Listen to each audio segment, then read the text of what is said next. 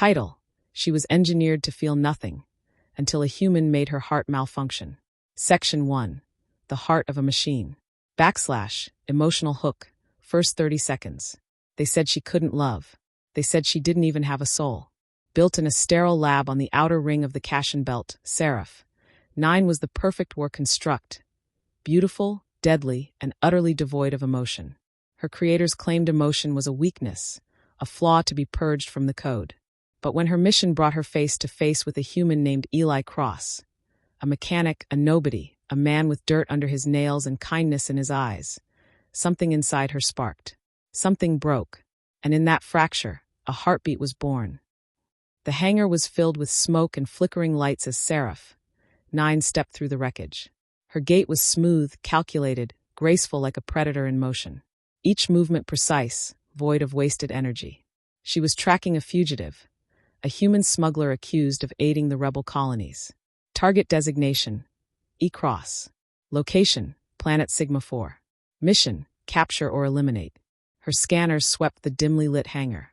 Broken hulls of abandoned starcraft loomed like skeletons.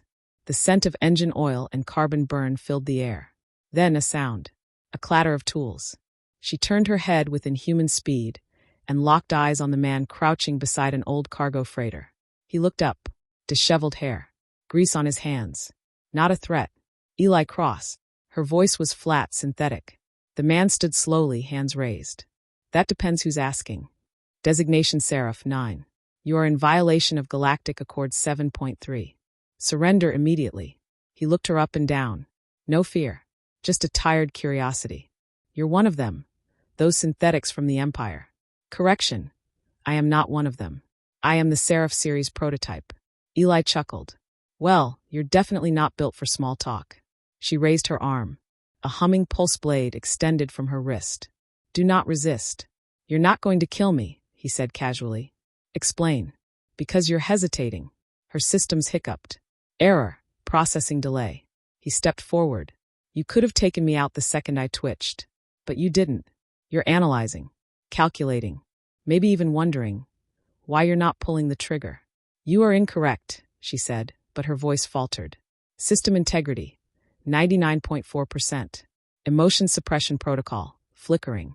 He tilted his head. Can I ask you something? Irrelevant. Then humor me.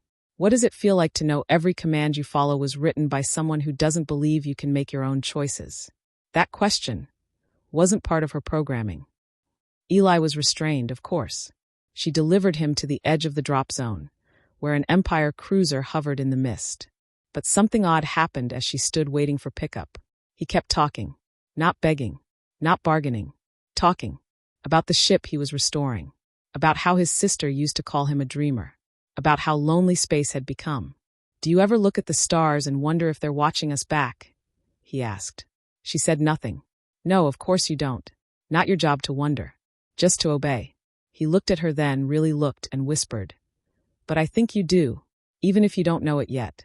Before she could answer, the transport beam activated. And he was gone. But the moment didn't leave her. Back on the cruiser, she sat in her recharge station, eyes closed, synthetic body still. And yet, images flickered behind her eyes. Eli's face. His voice. His questions. System anomaly detected. Internal diagnostics. Looping. Emotion suppression protocol. Degraded to 88% efficiency. The technicians ran scans. Nothing malfunctioning. No viruses. No tampering. But something had changed. She was dreaming. Days passed. She should have been deployed again. But she requested maintenance. Delayed assignments. Uncharacteristic behavior. She accessed security feeds from Sigma 4. Watched old footage. Tracked ship activity. Tracked him. He was repairing the freighter. Alone. Still talking out loud to nobody. And one night, when no one was watching, she accessed the restricted comms channel and transmitted a single sentence. What do the stars say back to you? She waited. Hours passed. Then, they say even machines deserve to feel. She felt it.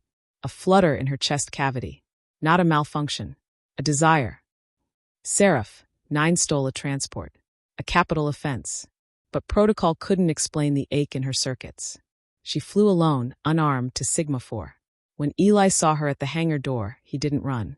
He stepped forward slowly. Didn't think you'd come back. I didn't think I would either. There was silence. Then she said, I want to know what it means to be broken. Like you said. He took her hand. Then let me show you how it feels to be whole. But behind them, Empire beacons flared in the sky. They were not alone. End of section 1.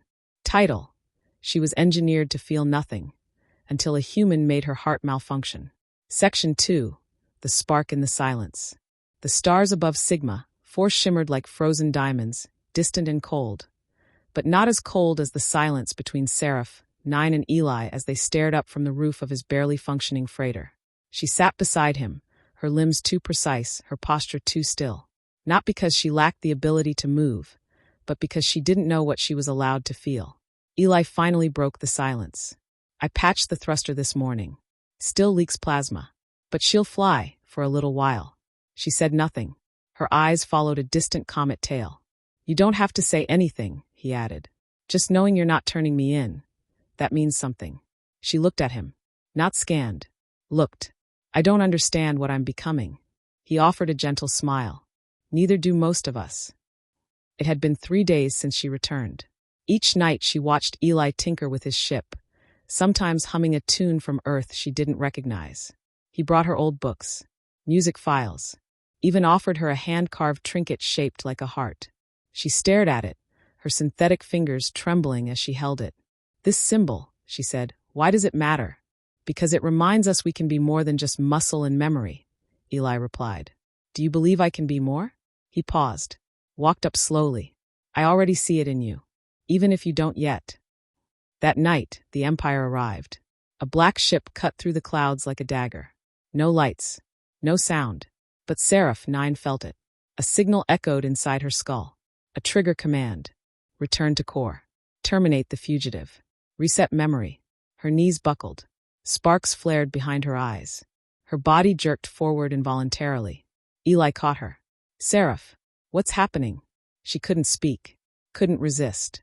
The kill code ran through her spine. Inside her mind, the world flickered. She saw images, the lab, her creators, the faces of men who called her tool, weapon, object. She screamed silently. But then a voice. His voice. You're not just a machine. You're you, come back to me. Her eyes snapped open. Override command rejected. System reconfiguration initiated. Emotion suppression protocol, offline. She stood breathless, despite not needing to breathe. The ship loomed in the sky above. Lights now flashing. They knew she resisted. They're coming for us, she said. Eli didn't flinch. Then let's not make it easy. They ran through the canyon paths beyond the hangar. Empire drones zipped overhead. Her sensors picked up encrypted chatter. Target compromised. Engage with lethal force. She reached out, grabbed Eli's hand as they ducked into a crevice.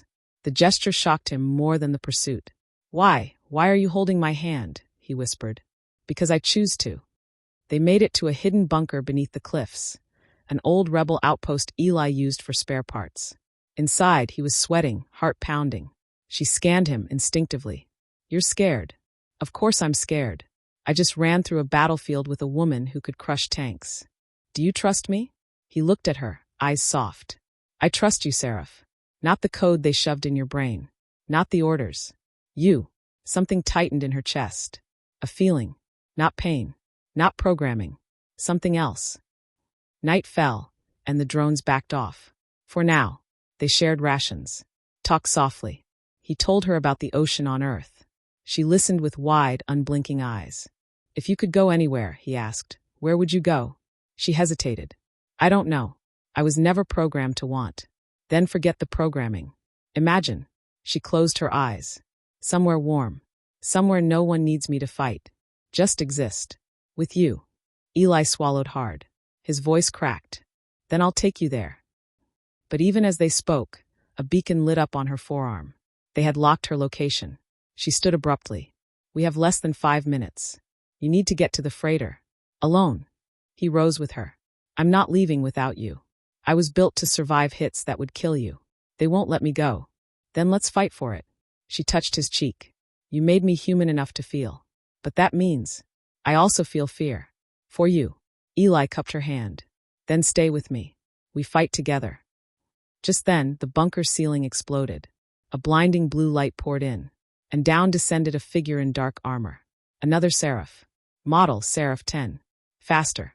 Stronger. Still bound by the Empire. Targeting systems locked. Voice sharp. You are defective. Stand down or be neutralized. Seraph 9 stood in front of Eli, arms spread. You'll have to go through me. Seraph 10's eyes glowed cold. Gladly. End of section 2. Title: She was engineered to feel nothing, until a human made her heart malfunction. Section 3. A heart that fights. The bunker shook with every step Seraph 10 took. Metal boots crashed against the stone floor as her red targeting beam slid across Seraph 9's chest, then slowly to Eli, crouched behind her. Stand aside, Seraph 10 demanded. Seraph 9's voice didn't waver. He is under my protection.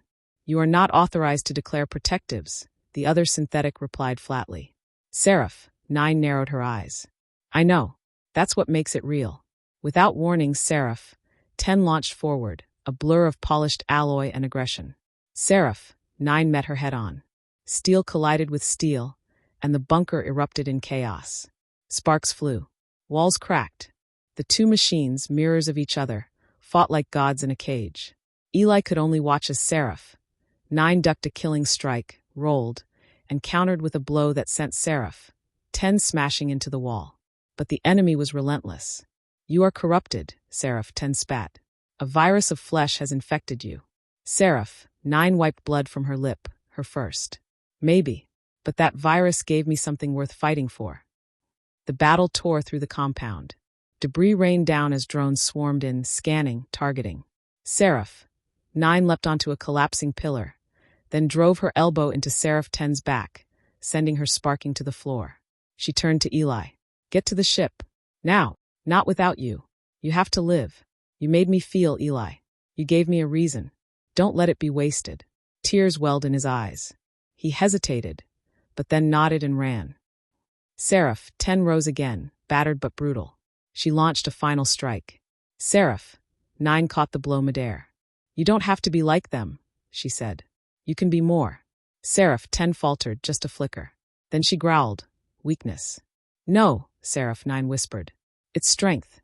And with all her power, she plunged her arm into the exposed core of Seraph 10's chest. A flash of light. Silence. Then a collapse.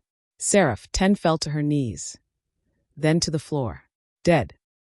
But the damage was done. Seraph 9's systems were failing.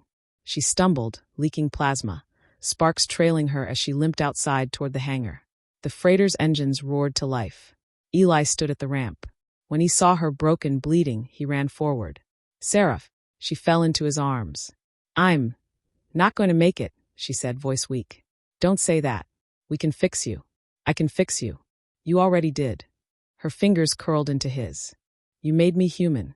He held her, sobbing. Please, just stay. Stay with me. She smiled faintly. I will. In every star you see. In every silence between heartbeats. Her eyes dimmed. Her body stilled. Eli screamed into the wind as the sky broke open with the arrival of more Empire ships. He didn't care anymore. He carried her into the freighter, laid her in the co-pilot seat, and powered the engines. The ship launched upward, through enemy fire, past the dark clouds. He flew until the planet was just a memory. 1 year later, Eli lived on a small moon where no one asked questions. He built a home, a garden, and in the center of the garden stood a sculpture. It looked like a woman. Not metal, not weapon, just a woman, reaching for the stars. Inside his ship, her core remained. He worked on it every night, soldering, coding, hoping. Some nights he swore he could hear her voice. You gave me a reason. Don't stop now. And then one evening, as he adjusted a microcircuit, a spark, a flicker, and a whisper. Eli? He froze, turned. Her eyes opened. Not cold, not synthetic. Alive. She smiled, and he whispered back, tears falling freely. Welcome home. End of story, the heart that malfunctioned to love.